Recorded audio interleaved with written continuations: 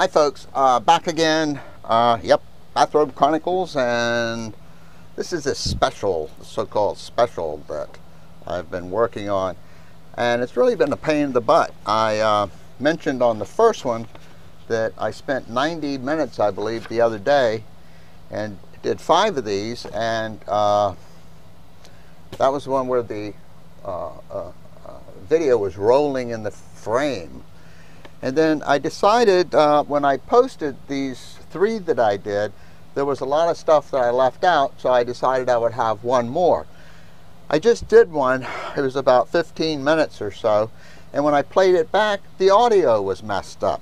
It would fade in and out, and I have no idea what caused that. I checked, the connections here on the mic, so I'll give it one more shot here.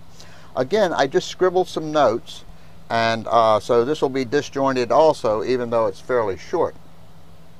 Let me see.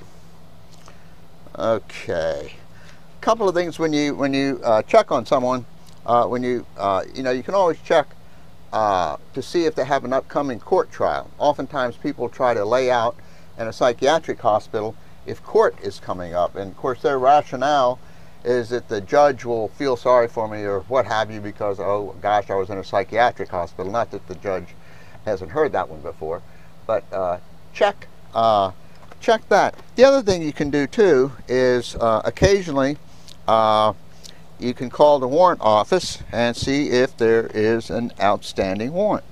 Now, some warrants that are out there, they don't actually arrest. They just give them the warrant or what have you. So if you want to find out if there's something that's outstanding, that the police can actually come over and arrest the person.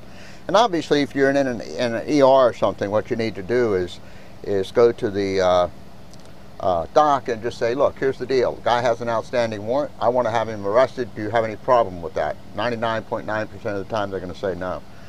And some people don't like that. Think that that's not a good deal. Someone comes in for help, so to speak, and then you have them arrested. But hey, whatever. Let's see. Oh, another thing too, and I'm not trying to say be confrontational, but really your job is to see if there's any danger. In other words, and how do you determine that? In other words, how do you determine if someone is because of mental illness is dangerous to themselves? If they tell you they tried to kill themselves, then it seems like part of your job, oh man, I forgot my watch. Part of your job would be to determine, did they actually make an attempt, or is it all baloney? So another question you might want to ask someone if they took an overdose of pills is well, how many pills did you take? And then how many were left? And it seems like if you want to kill yourself, you take all your pills. You wouldn't leave some out. I even had a person one night tell me, well, I couldn't take them all because I'd run out of meds. I'm going to kill myself, but I can't take them all because I'm going to run out of meds. So, use a little common sense here. I've had people tell me they tried to cut their wrists and they couldn't because the knife wasn't sharp enough. And I said, well, weren't you in the kitchen? Well, yeah, why didn't you get a sharper knife?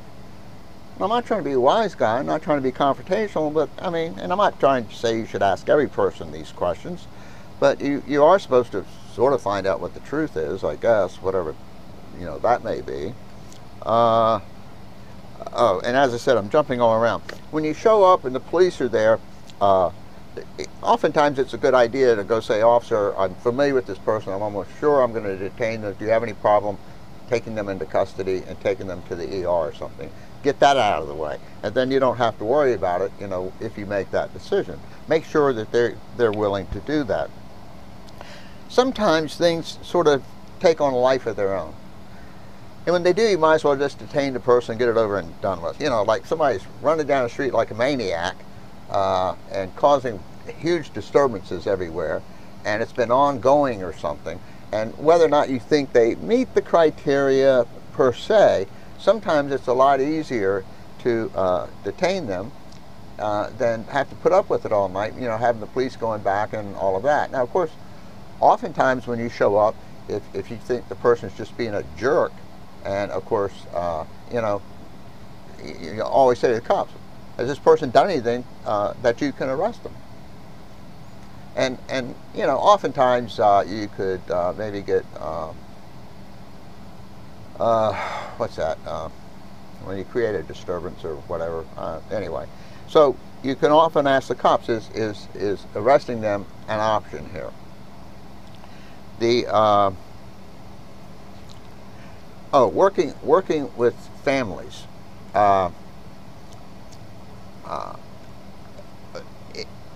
If it's a family that hasn't had any exposure, for lack of a better word, to mental illness and psychiatric hospitals and all of that, if they're like brand new to all of this, you know, you might want to spend a little bit of time with them. And the example I would always use is like they say, oh, I want Johnny in the hospital. You know, they naively feel as though if he gets in that psychiatric hospital, he's going to be fixed, or she's going to be fixed, or whatever. Of course, that's not the case. I hope you know that. And I always give them the example of a broken arm. I said, you know, if I break my arm, I feel comfortable that I can go to any of the local hospitals, go to the ER, and I'm going to get my arm fixed. You know, whether they just splint it or whatever it is they do, or whether they have to operate it and put a pin in it or something. And then my arm's going to be good as new. Now, back before I was in the business, not that I'm now in the business, I never paid that much attention to psychiatric hospitals. However, I naively assumed that if I ever became depressed or something, you know, I could just go to the hospital and get the old depression fixed. And of course, we both know that's not true. And sometimes you need to sit down and explain to family members, you know, what the purpose of a hospital is, and maybe run over with them, you know, some of the times that it would be beneficial for someone to go.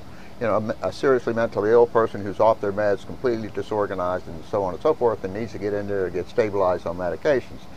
And the occasional extremely depressed person, you know, who's no longer functioning, you know, maybe curled up in a ball, not eating, not bathing, you know, not getting out of bed, so on and so forth. And so that the family members have a better understanding of what you're trying to do, or what the options are for the person who they are concerned about.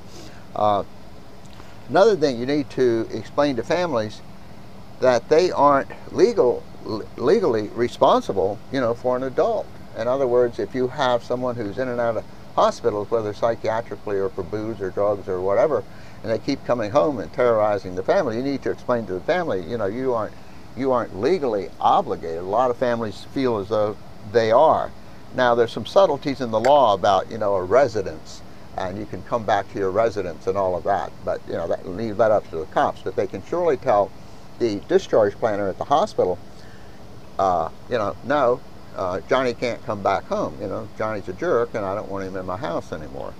But as I said, a lot of families actually feel as though there's some legal stuff going on here, and that they can't do that. Let me see, what else do I have here? Oh, for the folks who aren't new people who are watching this, you know, some of my buddies who just happen to stop by and want to see this on my channel, real briefly what a temporary detaining order is. It's an order that emergency services workers go to a magistrate and get. Real briefly, in order to do that, there must be a willing facility, a psychiatric hospital who is willing to accept the mentally ill person, and excuse me, and then the emergency service worker goes to the magistrate, gives sworn testimony, and so on and so forth. The magistrate types up the temporary detaining order. The police have the person in custody, execute the order, take them to the hospital. What happens then is the psychiatrist sees them, the psychiatric evaluation. Everybody sits around a table in a couple of days, and it's determined at that time if this person will remain in the hospital, and if so, whether voluntary or involuntary, meaning the person was committed to the hospital, or the case, excuse me, can be dismissed. That's what the TDO thing is. Here is an important one. The code basically says because of mental illness. In other words, whatever is going on because of mental illness.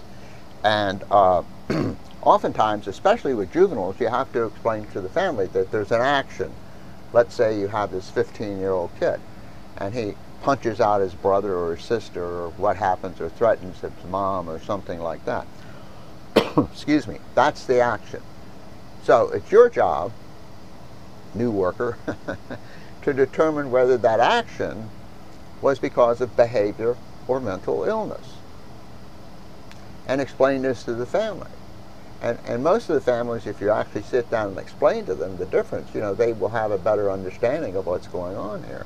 In other words, it's one thing that if we have a mentally ill person who's hearing voices, and the voices are sort of guiding their actions, if you will, and the voices are telling them that everybody's an enemy and beat everybody up or something.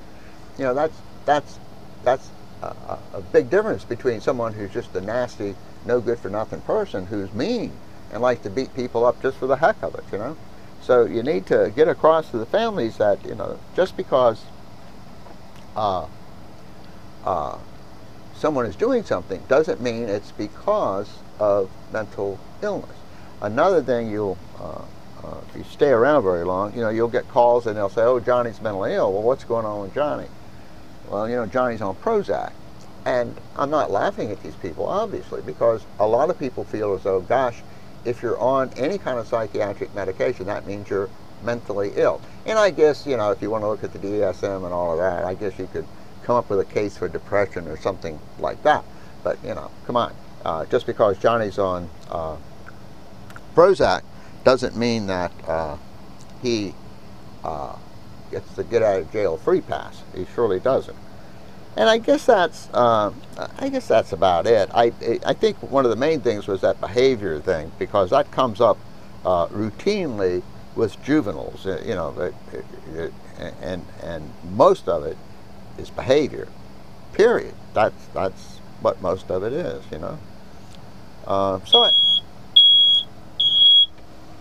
That's a smoke alarm. I'm smoking. What can I say?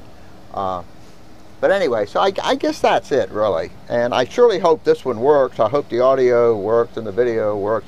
I have over 300 videos. I've never had these kind of problems. Now, a couple of times I forget to turn the mic on or something like that, but I've never had that rolling problem. 300 videos, no rolling. In fact, I've got about 330 videos, no rolling. And I surely hope this audio is working. When it didn't work, I was messing with the tape. I tried it again, and it's working. So I surely hope it's working now. So anyway, I guess that's it, folks. And this is most likely the last one of these, and unless I decide to do another one. But as I said, if you're, this is for the new folks at emergency services, and boy, my thoughts are with you guys. What an environment you all are working in. But if you like the job, just learn it, do it, and learn to do it well. And as I said, I hope you can pick up something from running my mouth for, man, I don't know how many, let me see, 15, 20, I don't know. This might even be an hour or so total. But anyway, as Pat Condell would say, peace, ladies and gentlemen, peace. You guys take care. Bye.